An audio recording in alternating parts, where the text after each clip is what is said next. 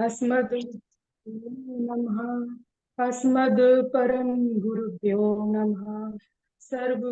अस्मद् सर्व गुरुभ्यो नमः। श्री राधा कृष्णाभ्यां नमः। श्रीमते रामानुजाय नमः। वक्रतुंड महाकाय सूर्यकोटि समप्रभा निर्विघ्नं कुरु मे देव सर्वकार्येषु सर्वदा। नारायणं नमस्कृत्य नरं चैव नरोत्तमं देवी सरस्वतीं व्यासं ततो जयमुदीरयेत्। जयतु देवी देवकी नन्दनोऽयं जयतु कृष्णो वृष्णीवंश प्रदीपा। जयतु पृथ्वी भारुनाशो मुकुंद। कृष्ण तुदीय पद पंकज पंजरांतम अध्याय में विसतु मानस राजहंसा। प्राण प्रयाण समय कपवात पित्ते कंठावरोधन विदो स्मरणं कुतस्ते। कर्पूरगौरं करुणावतारं संसारसारं भुजगेन्द्रहारं सदा वसन्तं हृदयारविन्दे भवं भवानी सहितं नमामि। रामाय रामभद्राय रामचन्द्राय वेदसे रघुनाथाय नाथाय सीताय पते नमः। अञ्जनानन्दनं वीरं जानकी शोकनाशनं कपीशमच्युतारं वन्दे लङ्काभयङ्करम्। भक्ति भगवंत गुरु चतुर्नाम बपु एक, इनके पद बंदन किए नासत विघ्न अनेक। परम मंगल में परात्पर परम ब्रह्म परम पिता अकारण करना वर्णालय अकारण करना कारक अचिंत्य कल्याण गुण गण निधान सर्वेश्वर सर्वाधिपति श्रेष्ठ आचरणवान प्रजा की सुखदाता एवं संहार करता पार्वती नाथ प्रथमादि गणों के स्वामी आकाश आदि अष्ट मूर्तियों वाले विश्व रूप विज्ञान के पूर्ण ज्ञाता देवादिदेव श्री शाम सदाशिव भगवान के चरणों में कोटिस नमन नतमस्तक बंदन एवं अभिनंदन। पराम्बा भगवती जगदीश्वरी शंकर शिव प्राण वल्लभा आदि जगत में व्याप्त रहने वाली जगत की आधारभूता परम शक्ति श्री जगदम्बा माँ पार्वती के चरणों में कोटि कोटि प्रणाम। समस्त पूदातिक सिया राम में सब जग जानी करूं प्रणाम जोग जुग पानी। समुपस्थित भगवत भक्त शिव कथा अनुरागी सज्जनों भक्तिमय मात्र शक्ति भगनी बांधवों, हम सबका यह परम सौभाग्य है कि भगवान शंकर शंभु शिवाय की यह सुंदर कथा में सम्मिलित होकर इस शिव कथा मंदाकिनी पर गोता लगाने का सुअवसर प्राप्त हुआ है। जीवन में ऐसा क्षण बड़े ही पुण्य से मिलने वाला होता है। श्री शिव महापुराण की ये कथा बड़ी ही दिव्य और विलक्षण है। इस कथा का अनुसंधान कर ही बड़ा आदित्य अपना कार्य करते हैं। श्री शिव महापुराण की जय। शाम सदाशिव भगवान की जय। अनाहुतास ये देवी गच्छन्ति पर मंदिरम अवमानम प्राप्नुवन्ति मरणादधिकम तथा। भगवान शिव जब माता सती से कहते हैं कि जो दूसरों के घर बिना बुलाए जाते हैं वे मरण से भी अधिक अपमान पाते हैं, इस कारण हमें दक्ष के यज्ञ में नहीं जाना चाहिए। भगवान शिव के ऐसे वचन को सुनकर माता सती क्रुद्ध हो गई और बोलती है कि हे शिव, हे प्रभु, आपसे ही तो यज्ञ सफल होते हैं, परंतु फिर भी मेरे पिता दक्ष ने आपको यज्ञ में क्यों नहीं बुलाया। मैं यज्ञ में जाकर इसका कारण जानना चाहती हूँ, और पिता के घर तो बिना बुलाए ही जाना चाहिए। तब भगवान शिव ने समझाते हैं, यद्यपि मित्र प्रभु पितु गुर गेहा जानी ना संदेहा तदपि विरोध मान जहाँ कोई तहाँ गए कल्याण न होई। देवी, विरोध मानकर जहाँ पर जानबूझकर ना बुलाया जाए वहां पर जाने से कल्याण नहीं होता। लेकिन भगवान शिव का के समझाने पर भी माता सती ने अपने पिता दक्ष के यज्ञ में जाने का विचार नहीं त्यागा। भांति अनेक शंभु समझावा, भावी बस न ज्ञान और भावा। सती जी का यह विचार देखकर भगवान शिव बोले, यदि आपकी वहां जाने की इच्छा ही है तो मैं आपको आज्ञा देता हूँ, आप अपने पिता दक्ष के यज्ञ में जाइए। भगवान शिव से आज्ञा पाते ही माता सती वस्त्र और आभूषण धारण करके अपने पिता के यहाँ चलने के लिए तैयार हो गई। तब भगवान शिव ने 60,000 रौद्र गणों को उनके साथ कर दिया। अब माता सती जाती हैं अपने पिता के यहाँ यज्ञ में, जहाँ पे विशाल यज्ञ हो रहा था। पिता भवन जब गई भवानी, दक्ष त्रास का पिता भवन जब गई भवानी, दक्ष त्रास काऊ ना सन्मानी। सादर भले ही मिली एक माता, भगनी मिली बहुत मुस्काता। दक्ष न काहू पूछी कुशलाता, सतही विलोक जारी सब गाता। सती को देखकर उनकी माता तो बड़े प्रेम से मिली, बहनें हंसते हुए मिली, परंतु दक्ष, उनके पिता दक्ष और उनके अनुयायियों ने ना ही उनका कोई आदर सत्कार किया, ना ही उनका हाल चाल पूछा। तब तो माता सती यज्ञ मंडप पे जाती हैं, जहां उन्होंने देखा कि यहाँ सभी देवताओं का भाग है, परंतु मेरे स्वामी देवों के देव महादेव का यहाँ भाग, कोई भाग नहीं है। तब तो वह बहुत दुखी होती हैं और बहुत क्रोधित होती हैं, और अपने पिता दक्ष से बोलती हैं कि आपने भगवान शिव को क्यों नहीं बुलाया, जो स्वयं यज्ञ स्वरूप है। बिना उनको बुलाए आपने यज्ञ कैसे कर लिया। तब तो दक्ष भगवान शिव की बड़ी निंदा करना शुरू कर देते हैं। तो माता सती बोलती हैं, संत शंभु श्रीपति अपवादा, सुनिए जहाँ तहाँ असी मर जादा।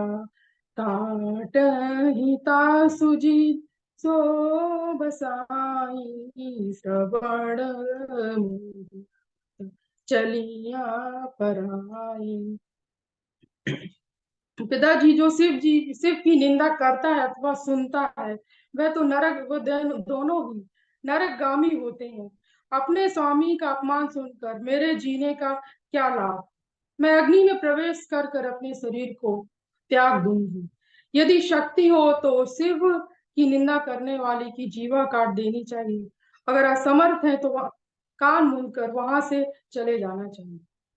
इसके बाद तो माता सती मौन हो गई और उत्तर की तरफ मुख करके बैठ जाती है, आचमन करके फिर योगाग्नि द्वारा शीघ्र ही अपने शरीर को भस्म कर देती है।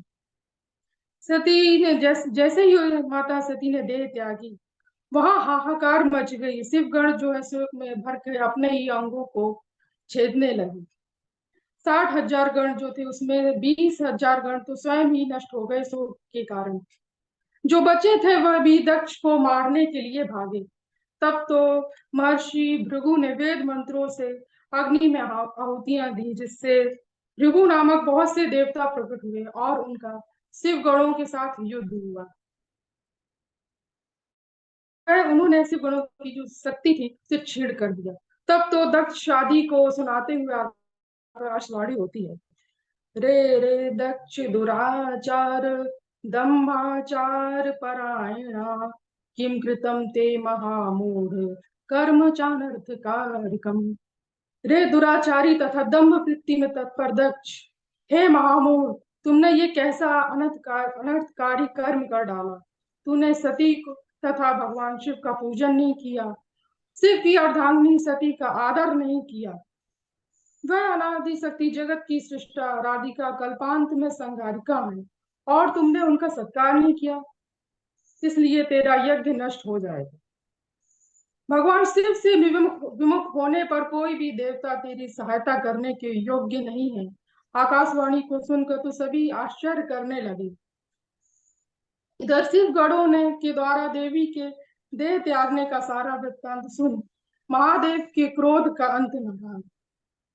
फिर उन्होंने अपनी एक जटा उखाड़कर पर्वत में दे मारा, जिससे कि वे दो खंडों में विभक्त हो गए। एक में प्रलयकारी के समान भयंकर शब्द के साथ महाबलशाली वीरभद्र उत्पन्न हुए। महाकाली समुत्पन्ना जटा पर भागता, और दूसरे भाग से अत्यंत भयंकर और करोड़ों भूतों से घिरी हुई महाकाली उत्पन्न हुई। महावीर भद्र ने भगवान शिव जी को प्रणाम किया और उनसे हाथ जोड़ के निवेदन किया कि मेरे लिए क्या आज्ञा है। शोषणीया किमी शाना क्षणार्धे नेव सिंधवा, पेषणीया किमी शाना क्षणार्धे नेव पर्वता। हे ईशान, हे प्रभु, क्या मैं आधे ही क्षण में समुद्र को सुखा दूं, अथवा क्या आधे ही क्षण में मैं पर्वतों को चूर चूर कर दूं, या क्षण भर में ही ब्रह्मांड को भस्म कर दूं।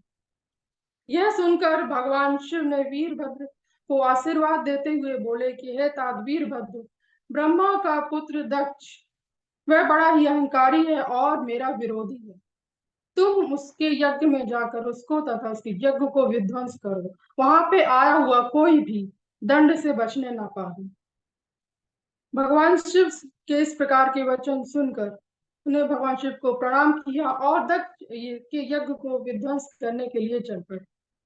वीरभद्र ने भगवान शिव का रूप धारण किया और एक ऐसे रथ पे चढ़ के चले जिसे 10,000 सिंह खींच रहे थे। काली, कात्यायनी, ईशानी, चामुंडा, मुंड मर्दनी, भद्रकाली और वैष्णवी, ये 9 दुर्गाएं भी अपने भूतों को साथ लेकर प्रस्थान की। वीरभद्र और महाकाली के साथ जो गण थे, तो उनकी संख्या बताना असंभव है। असंख्य गण थे। उनके साथ स्वयं रुद्र के गण भृंगा, कोटि, मालक गण और 64,000 करोड़ सेना को लेकर चले। इधर दक्ष के यज्ञ में भी नाना प्रकार के अपशगुन होने लगे। दक्ष वामा चिवाहुर्विस्पंदा समजायतः, नाना कष्ट प्रदस्तात सर्वथा शुभ सूचक। दक्ष की बाई आंख, बाई जंघा और बाई भुजा फड़कने लगी, जो अनेक प्रकार को कष्ट देने वाली और सर्वथा अशुभ का सूचक थी। पृथ्वी में भूकंप आने लगा, दिशाएं मलिन हो गई और सूर्य में भी काले दाग दिखाई देने लगे। हजारों गीद से दक्ष के सिर पे मंडराने लगे। गीदड़ भी भयानक शब्द करने लगी और उसी समय आकाशवाणी भी दक्ष को ललकारती है, धिक्कारती है। तब दक्ष भय के कारण भगवान विष्णु के पास जाते हैं और उनसे प्रार्थना करते हैं कि आप मेरी रक्षा कीजिए। तब भगवान विष्णु ने शिव जी का ध्यान किया और दक्ष को उठाते हैं और उन्हें समझाते हैं कि तुमने शिव जी को भुला दिया, शिव जी को अपने यज्ञ में नहीं बुलाया। अरे पूज्यों के अपमान से तो पद पद पर विपत्तियां आती हैं, अतएव तुम प्रयत्न पूर्वक शिव जी का पूजन करो। यह सुनकर दक्ष का मुंह सूख गया और वह पृथ्वी पर बैठ गया। उसी समय वीरभद्र भी वहां आते हैं। यज्ञ स्थल की कौन कहे, सातों द्वीप सहित पृथ्वी कांप उठी, समुद्र थर्रा उठे। वीरभद्र तथा उनके गणों ने यज्ञ को क्षण भर में ही विध्वंस कर दिया, अनेक देवताओं को अंग भंग कर दिया और कुछ तो अपने प्राण बचाने के लिए भाग गए। उसी समय वीरभद्र का भगवान विष्णु जी के साथ भी भयानक युद्ध हुआ। तब ब्रह्मा जी ने भगवान विष्णु को बताया कि ये भगवान शिव के ही महान गण है, तब तो वह भी युद्ध छोड़कर अपने लोक को चले गए। उसी समय ब्रह्मा जी भी नारद जी से कहते कि हे पुत्र, मैं भी अपने पुत्र शोक से पीड़ित हो अपने सत्य लोक को चला गया। इसके बाद वीरभद्र ने सबको जीत कर भागते हुए दक्ष को पकड़कर उसका सिर काट डाला। मणिभद्र नामक प्रतापी गण ने भी प्रभु जी की दाढ़ी उखाड़ दी। पूखा जो हंसे थे, चंड नामक गण ने ये दांत तोड़ डाले। वीरभद्र ने दक्ष का सिर को तोड़ मरोड़ कर अग्नि कुंड में छोड़ दिया। इस प्रकार सब कार से विजयी वीरभद्र जब कैलाश में भगवान शिव जी के पास जाते हैं, तो शिव जी ने प्रसन्न होकर उन्हें अपने गणों का नायक बना दिया।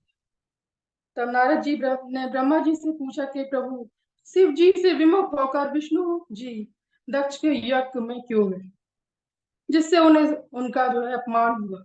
ब्रह्मा जी बोले कि नारद, दधीची ऋषि के श्राप से ही विष्णु जी का जो ज्ञान था वो भ्रष्ट हो गया, जिसके कारण वे दक्ष के यज्ञ में गए।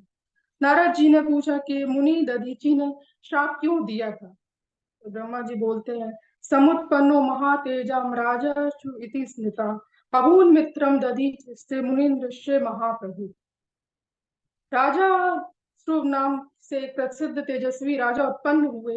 वह दधीचि ऋषि के मित्र थे। पूर्व काल में लंबे समय से तप के प्रसंग को लेकर राजा ध्रुव और दधीचि ऋषि के बीच जो है विवाद हुआ, जो कि तीनों लोकों में विख्यात हो गया था। उस विवाद में शिव भक्त दधीचि ने कहा कि तीनों वर्णों में ब्राह्मण श्रेष्ठ है, इसमें कोई संदेह नहीं है। तब तो राजा शिव ने अपने धन के मद में विमोहित हो उन्होंने कहा कि सभी वर्णों में राजा ही श्रेष्ठ है। यह जो है श्रुति का वाक्य है। इस पर दधीचि ऋषि को बड़ा क्रोध आया और उन्होंने राजा शिव के सिर पर घूंसे से प्रहार किया, जिससे वह मूर्छित होकर गिर गए।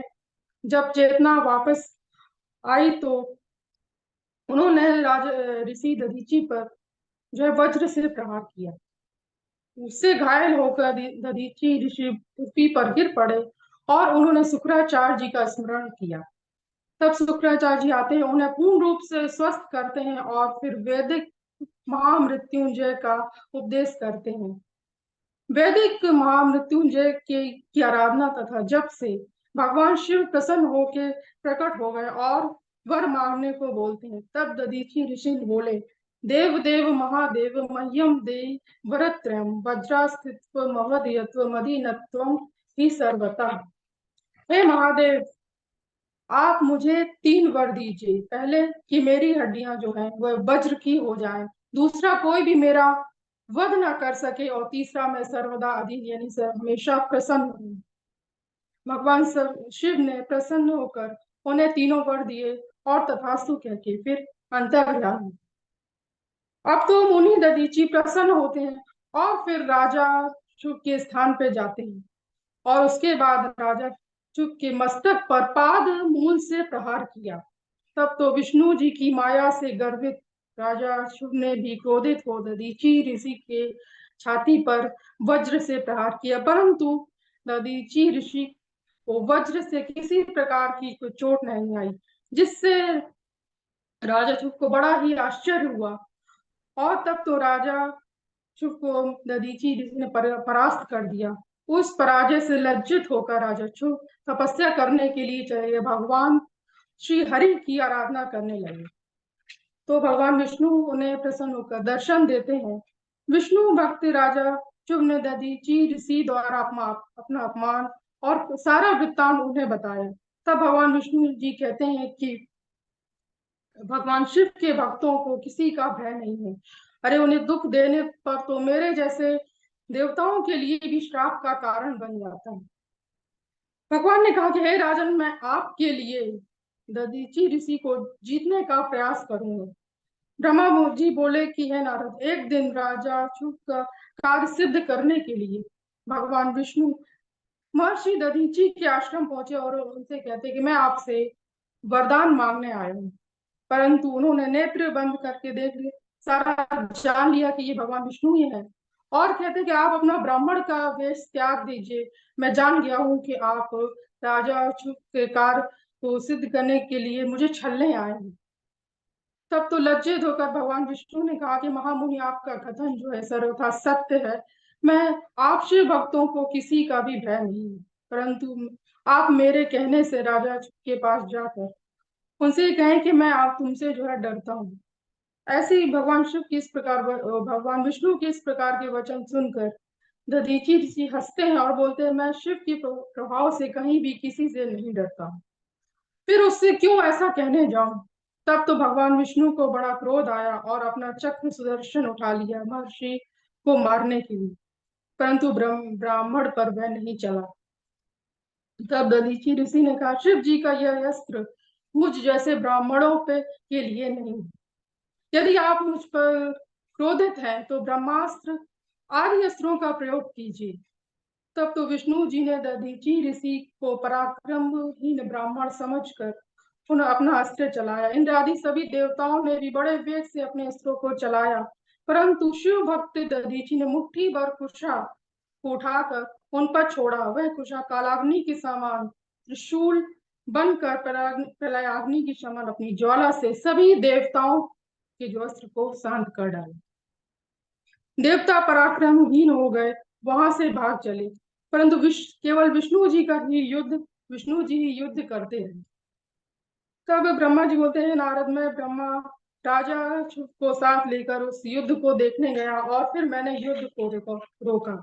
मैंने देवताओं से कहा कि तुम लोगों का प्रयास व्यर्थ है, इस ब्राह्मण को तुम लोग नहीं जीत सकते हो।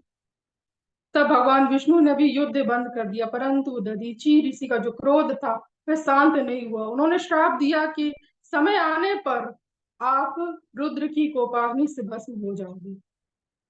इस प्रकार दधीचि ऋषि को प्रणाम कर राजर्षि अपने घर चले गए और विष्णु आदि देवता भी सभी अपने घर चले गए।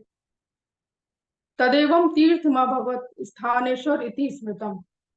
तब से वह स्थान स्थानेश्वर नामक तीर्थ के रूप में प्रसिद्ध हुआ। स्थानेश्वर पर पहुंचकर मनुष्य भगवान शिव जी का सायुज्य प्राप्त करते हैं।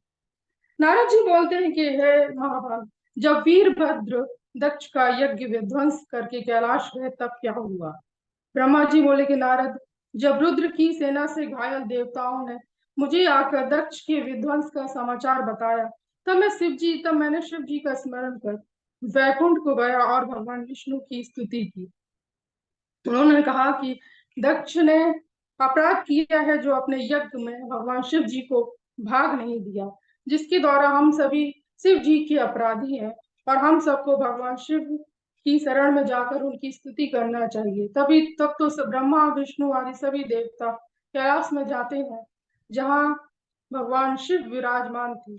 तब उन्होंने उनके समीप जाकर उनको प्रणाम किया, प्रार्थना की, हे महादेव, आपकी कृपा के बिना हम सब नष्ट हो गए हैं, आप हमारी रक्षा कीजिए, दक्ष के यज्ञ को पूर्ण कीजिए।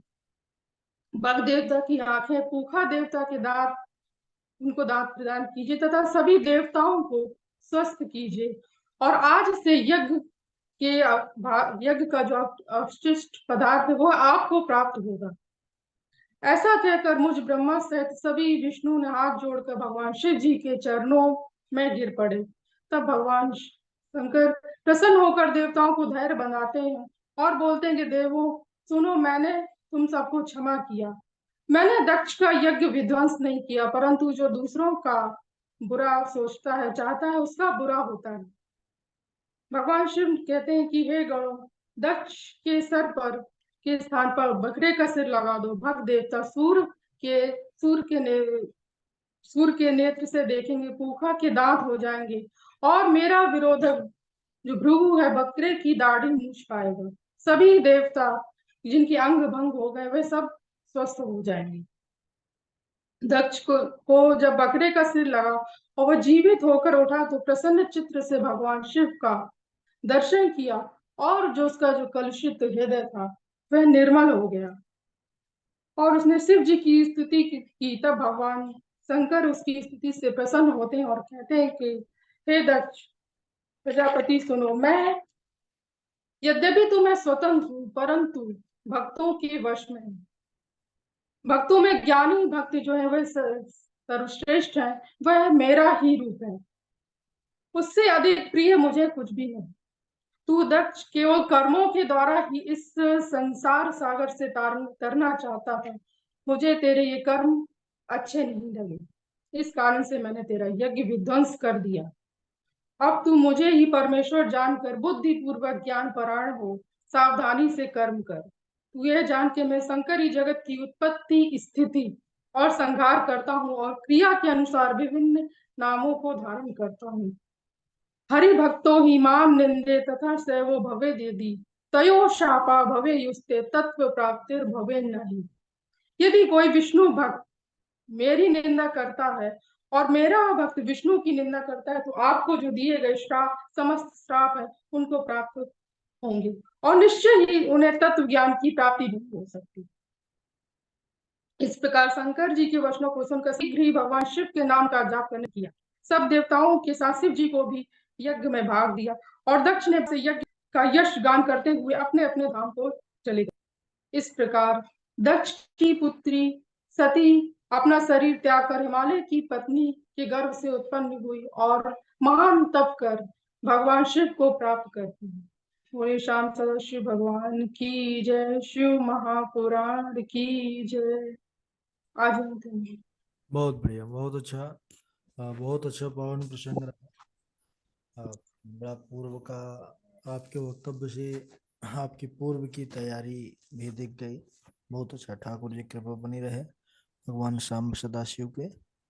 बहुत अच्छा आपने बोला।